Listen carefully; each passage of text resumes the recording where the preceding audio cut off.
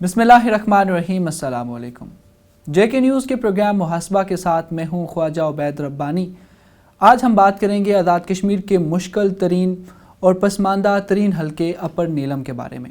अपर नीलम को बुनियादी सेहत की सहूलतों से हमेशा से ही महरूम रखा गया है, और सिर्फ बुनियादी सेहत की सहूलतें ही नहीं बल्कि तालीम के निज़ाम के हवाले से, बुनियादी सड़कों के हवाले से और मुख्तलिफ़ ऐसे मसाइल हैं जिसका अपर नीलम के आवाम को बहुत ज़्यादा सामना करना पड़ रहा है।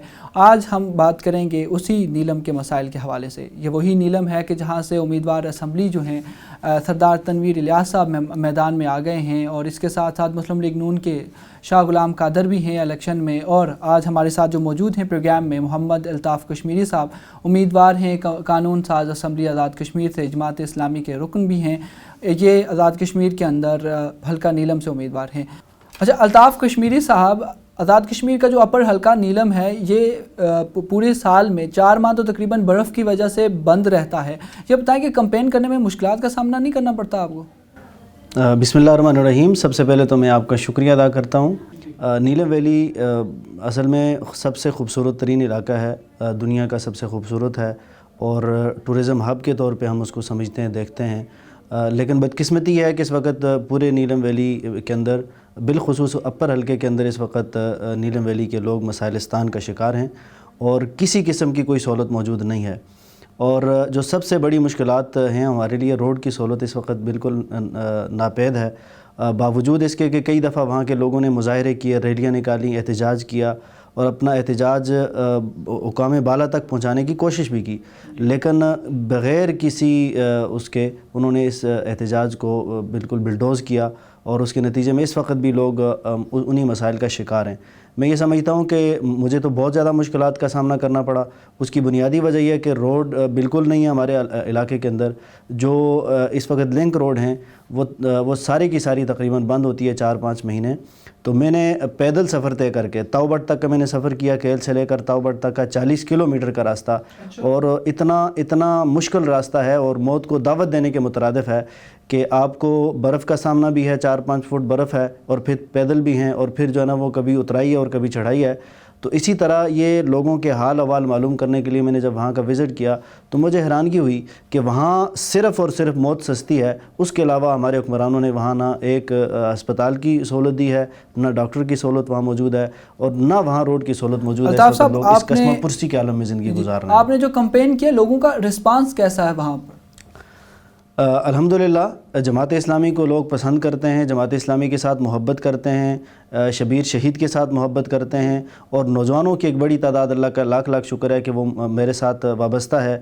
और हमारी इस जद्दोजहद के नतीजे में और हमारी इस काविश के नतीजे में कि हमने फ़ील्ड के अंदर नौजवानों को अपने साथ जोड़ा है, नौजवानों की एक बड़ी तादाद हमारे साथ वाबस्ता हुई है। और लोगों का रिस्पांस ये है कि लोग वहाँ के सताए हुए लोग हैं, लोग वहाँ के दबाए हुए लोग हैं, वहाँ मायूस लोग मौजूद हैं। जो इस मायूसी कैसी है? किस तरह के लोग मायूस क्यों हैं? किस चीज़ से मायूस हैं?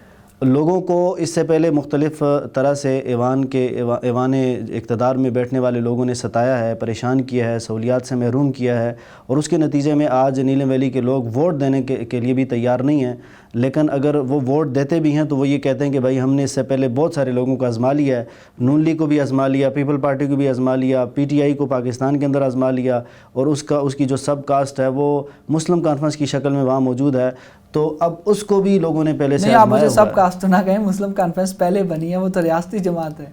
जी, रियासती जमात तो मौजूद है, लेकिन हम ये समझते हैं कि वही लोग हैं जो पहले मुस्लिम कॉन्फ्रेंस में थे, अब PTI के अंदर हैं।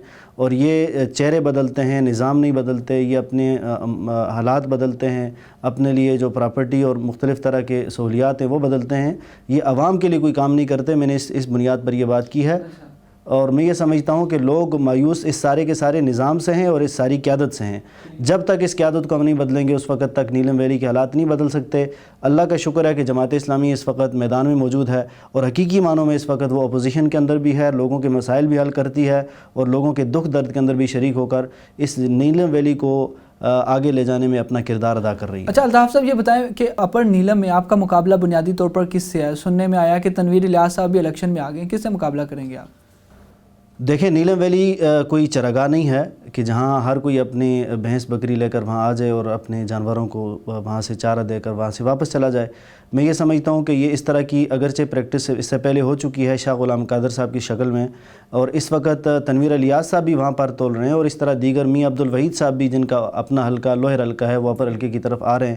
تو اسی طرح جتنی بھی ساری کی ساری سیاسی قیادت ہے جو نیلم ویلی اپر حلقے کو کوئی سیاسی چراگاہ سمجھتی ہے، میں ان سب کے لیے یہ پیغام دیتا ہوں کہ اس وقت نیلم ویلی کے لوگوں نے بالکل شاہ غلام قادر سے بطور خاص سبق حاصل کر لیا ہے۔ وہ کسی بھی صورت میں امپورٹڈ امیدوار کو، پیراشوٹر کو کسی صورت میں تسلیم نہیں کرتی ہے، اور اس طرح کا کوئی بھی حادثہ یا واقعہ رونما ہوتا ہے تو اس کا انشاءاللہ العزیز وہاں جو بھی آئے گا اس کو سبق وہاں سے مل جائے گا۔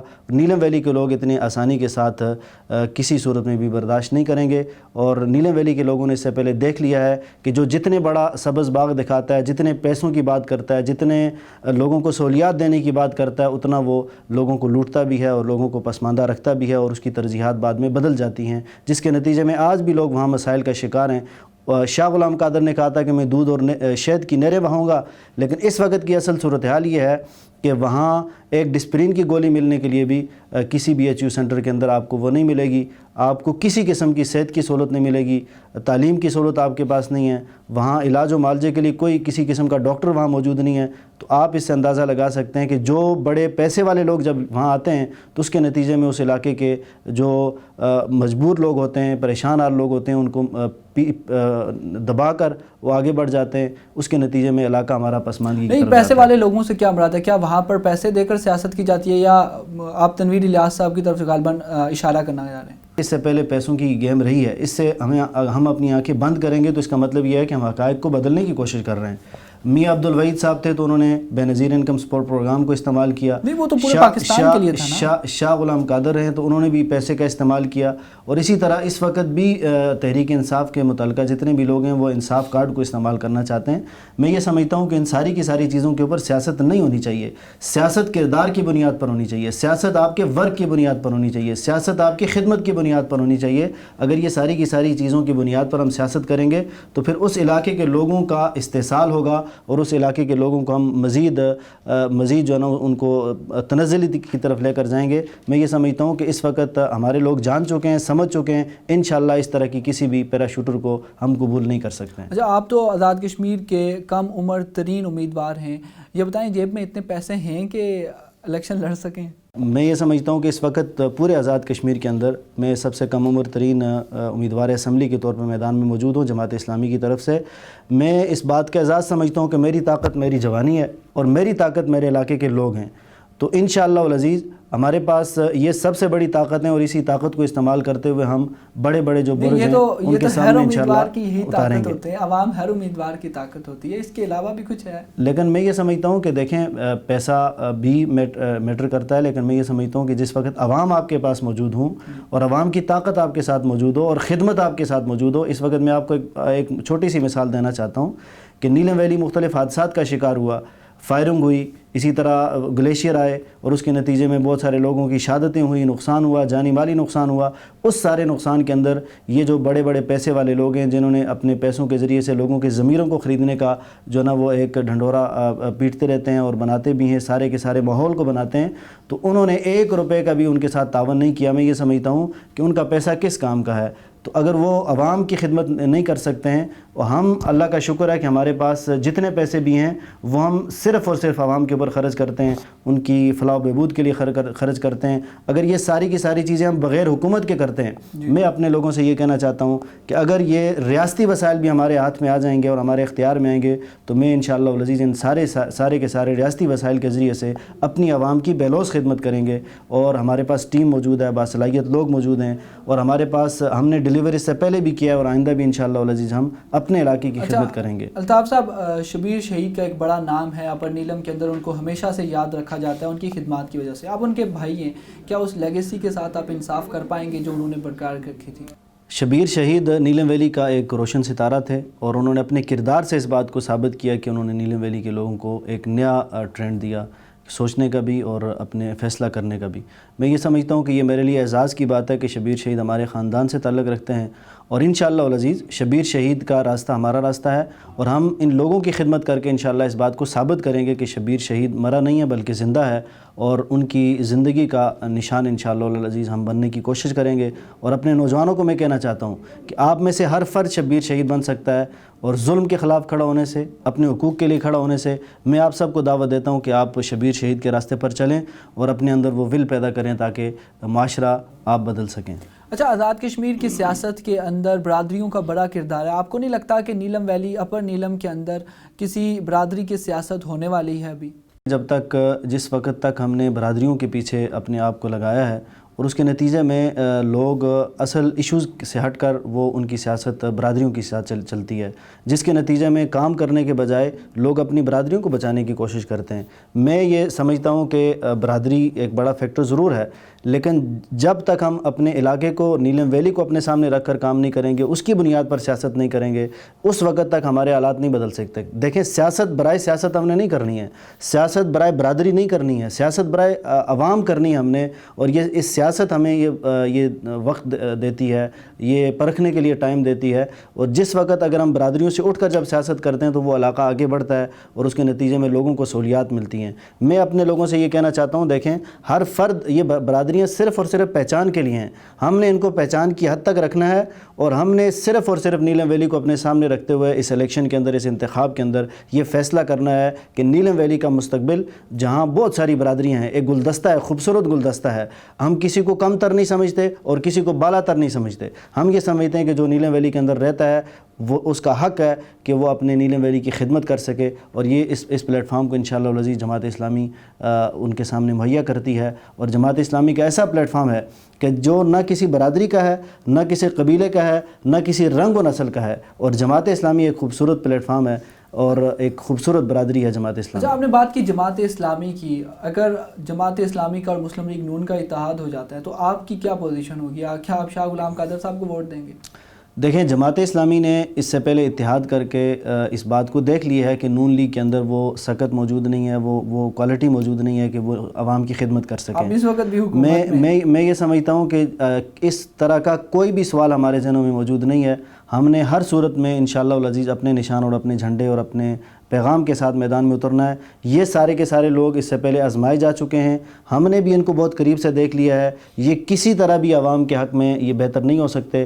ہم نے اس بات کا فیصلہ کیا انشاءاللہ العزیز، ہم جماعت اسلامی کی کمپین چلائیں گے، ہم ترازو کے نشان پر انشاءاللہ میدان میں آئیں گے، اور اسی نشان کے ساتھ ہماری عزت بھی ہے، اور انشاءاللہ العزیز ہمارے کارکنان بھی اس وقت بھرپور طریقے سے اس وقت میدان میں موجود ہیں، اور اپنی ساری کی ساری توانائیاں جماعت اسلامی کے پلیٹ فارم پر الیکشن لڑنے کی صرف کر رہے ہیں۔ اچھا، اپنے آپ کو کہاں دیکھتے ہیں، حکومت میں یا اپوزیشن میں؟ اس وقت آپ حکومت کا حصہ بھی ہیں اور بات ایسے کر رہے ہیں جیسے آپ اپوزیشن میں ہوں، تو اپنے آپ کو کہاں دیکھ رہے ہیں؟ دیکھیں، اس وقت ہم یہ سمجھتے ہیں کہ ہمارا تعلق عوام کے ساتھ ہے، اور عوام کے ساتھ ہونے کی وجہ سے ہم حکومت کے ہر اس فعل کے اوپر ہم انگلی اٹھاتے ہیں کہ جس کے نتیجے میں عوام کو تکلیف ہوتی ہے۔ اس وقت حقیقی معنوں میں اپوزیشن کا کردار بھی ہم ادا کر رہے ہیں۔ اگر جہاں نیلم ویلی کے لوگوں کو تکلیف ہوتی ہے، اس وقت گریز ویلی مکمل طور پہ بند ہے، یعنی 6 مہینے گزر چکے ہیں، 6 مہینوں کے اندر اس وقت تک روڈ وہاں تک نہیں کھل سکی ہے، وہاں صحت کی سہولیات اس وقت بالکل موجود نہیں ہیں، اس وقت لوگ وہاں زندگی اور موت کی کشمکش میں ہیں۔ تو آپ کیا سمجھتے ہیں کہ میں یہ بات کروں کہ جی میں حکومت میں اور میں خاموش رہوں؟ میں یہ سمجھتا ہوں کہ یہ مجرمانہ خاموشی ہوگی۔ اللہ کا شکر ادا کرتا ہوں کہ جماعت اسلامی نے اپنے نوجوانوں کے ساتھ مل کر اور نیلم ویلی کے لوگوں کے ساتھ مل کر ایک بہترین اپوزیشن کا کردار ادا کیا ہے، اور ہم نے اپنے جو ایم ایل اے ہیں ان کو ٹف ٹائم دیا ہے۔ اس وقت لوگ ان کو برا بھلا کہتے ہیں، اس کی وجہ یہ ہے کہ ہم نے اس شعور کو لوگوں تک منتقل کیا ہے کہ جب تک اپنے حق کے لیے آپ آواز بلند نہیں کریں گے، اگر آپ کو اپنے حق کی آواز اپنی پارٹی کے خلاف بھی بلند کرنی پڑتی ہے، تو میں یہ سمجھتا ہوں ہمیں حق کی طرف جانا چاہیے، نہ کہ پارٹی کی طرف جانا چاہیے۔ ان ساری چیزوں سے بالا تر ہو کر میں یہ سمجھتا ہوں کہ جب تک ہم سیاست نہیں کریں گے تو لوگوں کے مسائل نہیں حل ہو سکتے ہیں۔ اچھا، محمد الطاف کشمیری صاحب، آخر میں اپنے جے کے نیوز کے پلیٹ فارم سے کوئی پیغام دینا چاہیں اپنے حلقے کے عوام کے لیے؟ دیکھیں، نیلم ویلی اللہ تعالیٰ نے اتنا خوبصورت بنایا ہے کہ دنیا کی خوبصورت ترین جگہ ہے، اور نیلم ویلی ایسے بدقسمت لوگوں کے ہاتھوں یرغمال ہے کہ جس کے نتیجے میں نیلم ویلی کی خوبصورتی ماند پڑ جاتی ہے۔ میں یہ سمجھتا ہوں کہ جب تک ہم نیلم ویلی کا فیصلہ بہتر نہیں کریں گے، نیلم ویلی کے مستقبل کا فیصلہ جماعت اسلامی کے ساتھ وابستہ نہیں کریں گے، اور جماعت اسلامی کی بنیاد پر میں کیوں کہتا ہوں، وہ اس لیے کہتا ہوں کہ جماعت اسلامی ایک کردار کا نام ہے، جماعت اسلامی کے پاس مخلص ٹیم موجود ہے، جماعت اسلامی کے پاس باکردار اور پڑھی لکھی ٹیم موجود ہے، نوجوان ٹیم موجود ہے، اور جماعت اسلامی کے یہ لوگ نیلم ویلی کے لیے ایک بہتر مستقبل ثابت ہو سکتے ہیں۔ میں آپ سے یہ گزارش کرنا چاہتا ہوں کہ آپ کسی بڑے سبز باغ کے اس سہانے خوابوں کے اندر نہ آئیں، آپ مختلف لوگوں کی دولت سے متاثر نہ ہوں، بلکہ آپ کے پاس ایک جماعت اسلامی کا کردار موجود ہے۔ سیلاب آتا ہے جماعت اسلامی ہوتی ہے، طوفان آتا ہے جماعت اسلامی ہوتی ہے، زلزلہ آتا ہے جماعت اسلامی خدمت کے لیے آتی ہے، گلیشیئرز آتے ہیں جماعت اسلامی خدمت کے لیے آتی ہے، تعلیمی نیٹ ورک ہے جماعت اسلامی کے پاس موجود ہے، صحت کی سہولت دینے کے لیے جماعت اسلامی کے پاس ہاسپٹلز موجود ہیں۔ میں یہ سمجھتا ہوں کہ اگر یہ ساری کی ساری طاقت آپ کے پاس موجود ہے، یہ عوام کی طاقت ہے، یہ عوام کے لیے سہولیات ہیں، اگر یہ ساری کی ساری چیزیں ہم بغیر حکومت کے آپ تک پہنچاتے ہیں تو انشاءاللہ العزیز جماعت اسلامی کے سارے وسائل وہ انشاءاللہ العزیز عوام کے لیے ہوں گے، عوام کے لیے صرف ہوں گے، اور ہم آپ کو کسی قسم کی پریشانی کا سامنا نہیں کرنے پر مجبور کریں گے۔ جماعت اسلامی آپ کے لیے ایک بہتر مستقبل ہے، آپ اس کے ساتھ کھڑے ہو جائیں۔ کون بہتر مستقبل دلا سکتا ہے حلقے کی عوام کو؟ اپر نیلم کے کون مسائل حل کر سکتا ہے؟ جماعت اسلامی، مسلم کانفرنس، پاکستان پیپلز پارٹی یا مسلم لیگ نون؟ یہ وقت دکھائے گا، اور بہت سے سیاسی امیدوار مختلف اوقات میں جو وعدے کرتے رہیں، کیا اس پر وہ پورا اترے ہیں؟ یقیناً اپر نیلم کے حالات دیکھ کر تو یہی لگتا ہے کہ اپر نیلم کے ساتھ ہمیشہ سے ناانصافی کی گئی ہے۔ آج کے پروگرام محاسبہ کا وقت ختم ہوا، اس کے ساتھ اپنے میزبان خواجہ عبید ربانی کو دیجیے اجازت۔ اللہ حافظ۔